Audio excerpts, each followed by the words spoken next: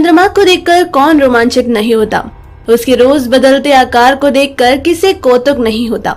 यद्यपि विज्ञान के पास उसकी कलाओं के सारे गणितीय सिद्धांत उपलब्ध हैं, किंतु उनको जानने और समझने के बाद भी मनुष्य विस्मित हुए बिना नहीं रहता। अब सोचिए कि क्या होता यदि चंद्रमा पर इंसानी बस्ती होती। क्या चंद्रमा पर रहने वालों को भी पृथ्वी का उदय और अस्त होना वैसा ही दिखता जैसे हमें पृथ्वी से चंद्रमा का दिखता है? अनेक लोग शायद विश्वास नहीं करें, किंतु चंद्रमा से पृथ्वी कहीं अधिक सुंदर दिखाई देती है।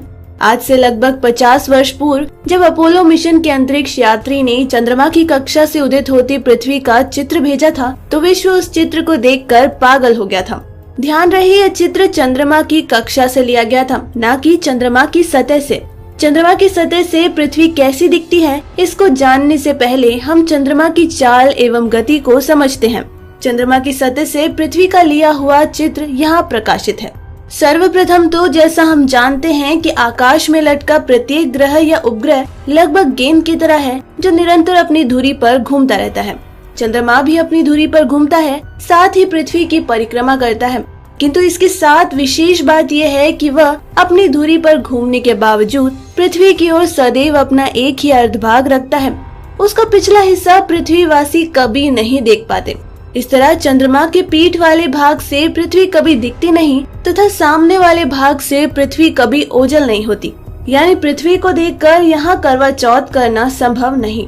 केवल चंद्रमा के उत्तरी या दक्षिण ध्रुव पर किनारे वाली कुछ जगह ऐसी है जहाँ से पृथ्वी का उदय और अस्त देखा जा सकता है। ऐसा इसलिए कि चंद्रमा द्वारा लगाए जाने वाला पृथ्वी की परिक्रमा का पथ वृत्ताकार नहीं किंतु अंडाकार है।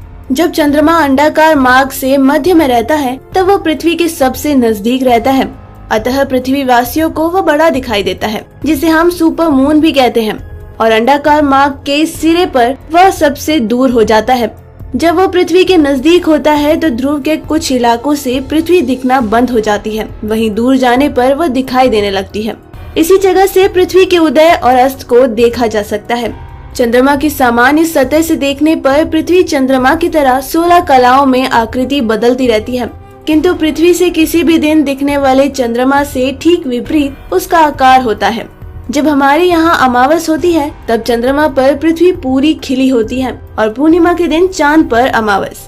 चंद्रमा से पृथ्वी एक ही स्थान पर लटकी दिखती है और चांद से 4 गुना बड़ी दिखती है। जितना प्रकाश चांद हमें देता है उससे 45 से 100 गुना पृथ्वी चांद को देती है। ऐसे अनेक रोचक तथ्य समझने को मिलते हैं जब आप चांद पर खड़े होकर पृथ्वी को निहार रहे हो। हाँ, यदि आप चांद पर प्लॉट खरीदने का सोच रहे हैं तो ध्यान रखें आपका प्लॉट पृथ्वी की दिशा में हो, विपरीत दिशा में नहीं। अरे रुकिए, चांद पर खरीदने से पहले बृहस्पति पर नजर डालना मत भूलिए, जिस ग्रह के पास 60 से अधिक चंद्रमा है। पिछली शताब्दी तक माना जाता था कि बृहस्पति के पास मात्र 16 चंद्रमा है, लेकिन खोजों से इनकी संख्या निरंतर बढ़ती जा रही है। हाँ, यह भी ध्यान रखिए यदि आप बृहस्पति पर बसना चाहते हैं तो करवा चौथ किस चांद के साथ करनी है इसका निर्णय पहले ही ले लीजिए। तो दोस्तों, अगर आपको ये न्यूज पसंद आई तो लाइक और शेयर करें, साथ ही अपने व्यूज हमें कमेंट करके जरूर बताएं। डेली ट्रेंडिंग न्यूज की रिपोर्ट सब्सक्राइब कीजिए हमारा चैनल लेटेस्ट और इंटरेस्टिंग न्यूज के लिए।